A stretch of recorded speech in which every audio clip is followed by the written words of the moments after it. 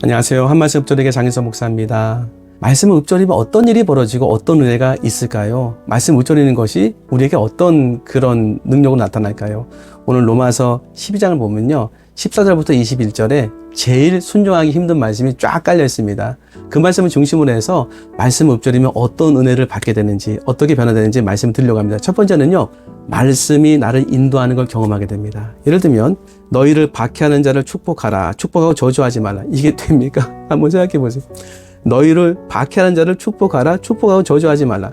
한마디라도 기분 나쁜 말을 들게 되면은 속으로는요. 이게 가만두지 않겠다는 마음이 생긴다니까요. 그래가지고 내가 기회가 되면은 너를 이제 갚겠다 하는 생각이 들지 않겠습니까? 근데 성경은 뭐라고 하냐면 너희를 박해한 자를 축복하라. 축복하고 저주하지 말라. 이 말씀 읍조리면요. 이 말씀 읍조리면 너희를 박해하는 자를 축복하라. 축복하고 저주하지 말라. 축복하고 저주하지 말라면 말씀이 내 입술에 파수꾼이 돼서 나를 인도하는 은혜를 받게 됩니다. 좀 더 읽어드리고 말씀 드려볼게요. 즐거워하는 자들과 함께 즐거워하고 우는 자들과 함께 올라. 이것도 생각보다 순종하기 쉽지 않습니다. 할 수 있다고요? 그럼 감사하세요. 감사하셔야 됩니다.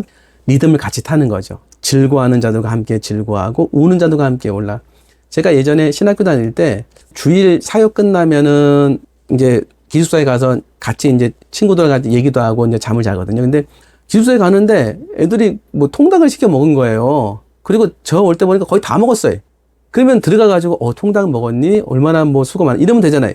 심통이 나가지고 나도 없는데 통닭 먹었다. 이 통닭을 먹을 만한 입으로 들어가지 않아서 심통을 제가 내는 거예요. 이게 안 되더라니까요. 즐거워하고 있어, 그 친구들은. 난 즐거워야 되잖아요. 나는 울고 있어요. 반대로 또 우는 사람이 있으면 지금 울 때냐고, 기뻐할 때, 이런 마음이 있다니까요. 그런 거 없으십니까? 교회에서 새벽 기도 열심히 하셔야 되면, 새벽 기도만 하면 되냐고. 저녁 기도해야 된다고. 저녁 기도해. 저녁 기도 열심히 하면 새벽 기도해야 하는데요. 우리는 청개구리의 그 어떤 마음이 생기는 거죠. 그러니까 이런 말씀들이 생각보다 실제 삶 속에서는 순종하기가 생각보다는 어려울 수 있어요. 근데 안 되는 건 아니에요. 심지어 보니까 서로 마음을 같이 하며 높은 데 마음을 두지 말고 도리어 낮은 데 처하며 스스로 지혜는 체하지 말라. 교회에서 인정받는 방법을 제가 한번 말씀 드려볼 테니까 오해하지 마세요. 얘기할 만한 상황인데 얘기를 안 할 수도 있잖아요. 뭐 사람마다 틀릴 수 있어요. 교회마다. 그런데 어떤 분은요. 얘기할 만한 사람 얘기를 안 하는 거예요. 그리고 때로는 본인이 좀 속상할 만한 사람인데도 얘기 안 해요. 나중에 지나고 나면은 그분을 사람들이 굉장히 귀하게 보고 상당히 자격이 있다고 얘기를 많이 하는 거예요. 그래서 이유가 뭔가 봤더니 얘기를 안 하는 거예요. 반대로 내가 알고 있는 거에 대해서 굉장히 많이 얘기할 수도 있잖아요. 이건 제가 이해는 돼요. 교회에 헌신하고 교회에 대해서 사랑하는 마음이 있어서 하나라도 내가 알고 있는 것을 뭔가 이렇게 도움을 주고자 하는 마음이 있으면 저도 그래요. 그런데 요걸 하다 보면은 나도 모르게 하나가 두 개가 세 개가 얘기가 많이 하게 돼. 그리고 나도 모르게 원래 그런 게 아니에요. 뭔가 이렇게 내가 많이 안다라는 마음을 갖게 되는 거예요. 그러다 보면은 이게 도리어 사람들과의 관계 속에서 저분은 굉장히 아는 게 많아. 이렇게 될 수 있는 거죠. 특별히 이제 목사님이니까 예전에 어떤 목사님과 대화할 때 이런 얘기 들은 적이 있어요. 그 교회 권사님이신데 이렇게 얘기하시더라는 거예요. 교회 개척하신 분이신데 목사님 제가 있던 교회는 이렇게 했습니다. 목사님 제가 있던 교회는 이렇게 했습니다. 뭐 할 때마다 목사님 제가 있던 교회는 이렇게 했어요. 이렇게 하는 게 좋지 않겠습니까? 좋습니다. 그 목사님 그랬더니 권사님은 아시는 게 많군요. 아시는 게 많군요. 도움 되겠죠. 근데 때로는요. 도움이 그다지 되지 않을 때도 있어요. 그냥 옆에서 기도해 주시고 특별히 이상하지 않으면 격려해 주시는 게 목회자에게 큰 격려가 돼요. 물론 그렇다고 뭐 얘기하지 말라는 얘기 아니에요. 그러니까 이렇게 스스로 지혜는 체하지 말라.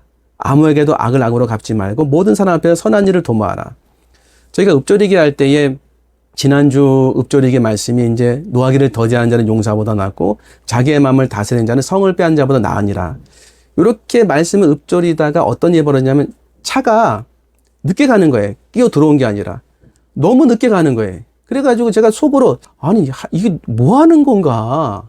왜 운전 안 하시하고서 좀 기분 나쁜 말이 툭 튀어나오려고 하는데 노하기를 더디하는 자는 용사보다 낫고 요게 파수꾼이 돼 말씀이. 요 능력이 생깁니다. 노하기를 더디하는 자는 용사보다 낫고 좀 더 가면요. 이렇게 가다가 이렇게 지나가잖아요. 제가 차선을 바꿔서. 그러면서 꼭 보게 돼, 이렇게 누군가. 보지 마시기 바랍니다. 전화하고 계시더라고요. 저도 열심히 전화하고 계세요. 그래서 속으로 이 전화하면 자기의 마음을 다스리는 자는 성을 빼앗는 자보다 나으시. 그 말씀이 파수꾼이 돼서 완벽하게 나를 통제하지는 못해, 제가 부족해서. 근데 통제하는 은혜를 주시는 거예요. 그래, 말씀으로 내가 살아야지. 이렇게 생각이 드는 것도 있지만, 그래, 내 마음을 다스리자. 성을 빼앗는 것보다 낫다. 말씀으로 내가 들어졌기 때문에 이런 은혜를 받게 돼서 말씀이 내 삶을 이끌어가고, 내가 말씀이 눈앞에 있어서 그 말씀이 나의 파수꾼이 되고 내 길잡이가 되고 내 등불이 되고 비치는 은혜를 받게 되는 거예요. 이게 말씀 읍조리의 은혜와 능력입니다. 그러면 거기서 끝나는가? 끝나지 않습니다. 말씀 읍조림은요, 하나님이 알려주시는 은혜가 있어요. 전체를 보게 되는 은혜를 받게 돼요. 예를 들면은 18절 보니까 할 수 있거든 너희로서는 모든 사람과 더불어 화목하라. 화목하지 않을 때가 있죠. 화목할 만한 사람이면 화목해야지. 뭐 화목할 만한 사람이 아닌데도 속상하게 만드는 사람이 있지 않습니까? 제가 이제 교육자 사역을 할 때에 뭐 교육전도사나 또 전임전도사나 분목사 할 때 속상하고 어렵게 하는 사람이 있었어요. 없지 않을 수 있지 않습니까? 그런데 속상하고 어렵게 하는 사람이 그 순간에는 좀 마음이 속상하니까 원망도 되고 뭐 이런 거 있지 않습니까? 그런데 조금 지나고 나니까는 알게 되는 거예요. 중고등부 교육전사로 부임했을 때에 한 아이가 첫날에 예배를 너무 잘 드려서 사무실에 가서 칭찬했는데 그 얘기를 듣고 있던 학부모였던 것 같아요. 우리 아이 이름 아냐고 퉁명스럽게 저한테 말씀하시는 거예요. 모르죠. 근데 선생님도 아이들 이름 다 아는데 전사님도 아이들 이름 다 알아야 되지 않냐? 뭐 할 말은 없지요. 근데 퉁명스럽게 말씀하니까 저도 뭐 마음이 썩 좋진 않았어요. 그래서 퉁명스럽게 지냈어요, 그냥. 때론 퉁명스럽게 지내는 것도 나쁘지 않다. 근데 그 교회를 나오게 될 때 그분이 눈물을 흘리시더라고요. 그리고 목사님 식사하세요 하고서 식사비를 주시더라고요. 다른 분은 모르겠어요. 그분이 기억이 나요. 그분의 삶을 보니까 집에 가니까 집안이 그렇게 넉넉하진 않았어요. 이분이 그냥 뭐 제가 미워서 그런 게 아니라 자기 아들을 사랑하고 자기 아들을 사랑해줬으면 좋겠다는 그 마음을 같이 해서 그렇게 물어본 거고, 삶의 현실이 어렵다 보니까 조금 더 강하게 말이 나왔던 거예요. 나중에 시간이 지나니까 이해가 되더라니까요. 근데 이게 좀 견디기 어렵지 않습니까? 부분을 보고서 난 빨리 뭔가를 반응하고 싶은데 좀 지나고 나면, 이렇게 지나면 하나님이 알게 하세요. 전체를 보게 하시는 거죠. 사랑은요, 전체를 보는 거 아니겠습니까? 사랑은 언제나 오래 참고 사랑은 언제나 오냐며 전체를 보니까 부분으로 이렇게 나가지 않으니까 내 마음에 은혜가 되는데, 그렇게 알려주시는 분이냐? 하나님이십니다. 특별히 말씀 읍조릴 때 그거를 알게 돼요. 아, 그렇구나. 29절, 내 사랑하는 자들아 너희가 친히 원수를 갚지 말고 하나님의 진노하심에 맡기라. 기록됐을 때 원수 갚는 것이 내게 있으니 내가 갚으리라고 주께서 말씀하시니라. 원수가 집안에 있으면 어떻게 됩니까? 원수가 집안에 있다 어렵죠. 숨을 수도 없고, 원수가 우리 원수입니다. 우리 남편이 원수입니다 할 수 있잖아요. 자식이 원수입니다. 아내가 힘듭니다 할 수 있지 않습니까? 그럴 때 내 원수가 줄이거든 먹이고 목마르거든 마시게 하라. 그리함으로 내가 숯불을 그 머리에 쌓아 놓으리라.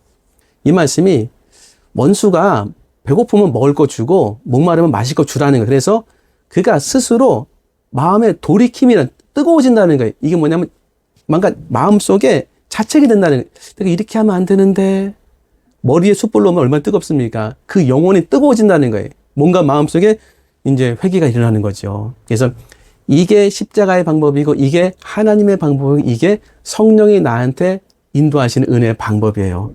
말씀의 읍조림은요, 내가 기다리지 못하고 부분적으로 반응해서 화를 낼 만한 상황에서 말씀 읍조리면 이 말씀이 파수꾼이 돼서 나를 인도하는 것뿐만 아니라 나를 잠잠케 합니다.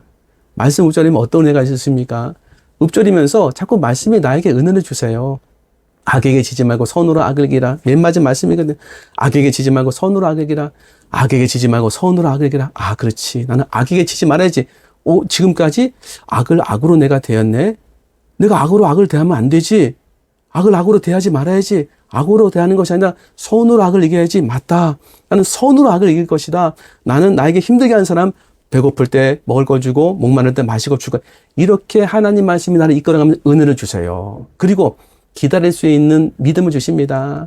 결국에는 그 사람의 영혼의 공급함까지도 가르쳐 주세요. 감사하지요. 말씀을 읊조릴 때 받는 내 은혜인데 왜 이런 일이 벌어질까요?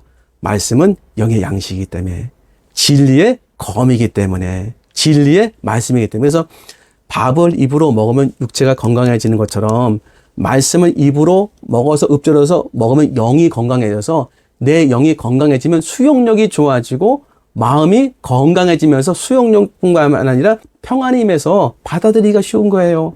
인내가 잘 되는 거 아니겠습니까? 그래서 스트레스가 없어지기 시작하는 거예요.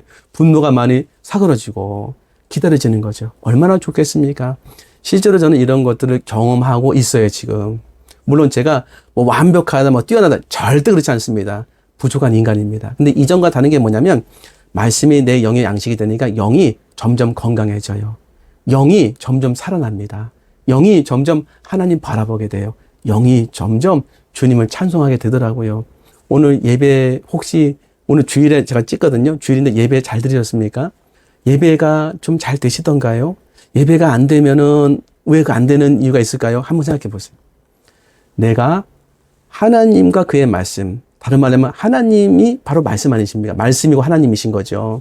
그 말씀을 내 마음에 두고 내 입술에 두고 주야로 그걸 읊조리고 주야로 그것을 내 영의 양식으로 삼을 때 나는 시냇가에 심은 나무가 철을 따라 열매를 맺으며 잎사귀가 마르지 않는 것처럼 내 영혼이 주님을 찬양하고 경배하는 예배자가 되게 됩니다. 세상에서 가장 좋은 게 예배자가 되는 거라고 저는 생각해요. 왜냐하면 예배자가 되면 하나님을 경배하고 찬양할 때 누리는 은혜와 기쁨, 이게 채워져요. 영혼의 갈급함 채워집니다. 영혼의 목마름 채워져요. 이걸 받고 나서는요, 다른 거 그렇게 뭐 소망이 안 될 수도 있더라고요. 안 되더라고요. 이게 너무 좋으니까. 말씀 읊조릴 때 이런 일이 일어나더라고요. 말씀을 또 우리가 읊조릴 때 바로 기도가 되지 않습니까? 말씀을 읊조리면 기도가 되니까 응답은 또 얼마나 많이 일어나겠습니까? 말씀 읊조리면서 말씀을 때로는 우리가 이렇게 읊조리면서 곡조가 붙은 찬양이 돼요. 그래서 저도 몰랐어요. 아침에 주의 인자 하심이 우리를 만족하게 하사 우리를 일생 동안 즐거워 기쁘게 하사, 이렇게 한 거 아니라 아침에 주의 인자 하심이 길 가다 우리를 만족하게 하사 우리를 일생 동안 즐거워 기쁘게 하셔서 곡조를 붙인 그런 찬송이 되지 않겠습니까? 그래서 영혼이 살아나요. 영혼이 살아나요. 얼마나 좋은지 모르겠습니다. 적극 추천드립니다. 정리하면은 말씀 읊조리면 이 말씀이 내 인생을 이끌어가는 깃대가 되고 진리의 말씀이기 때문에 우리를 이끌어가는 등불이 되고 빛이 된다.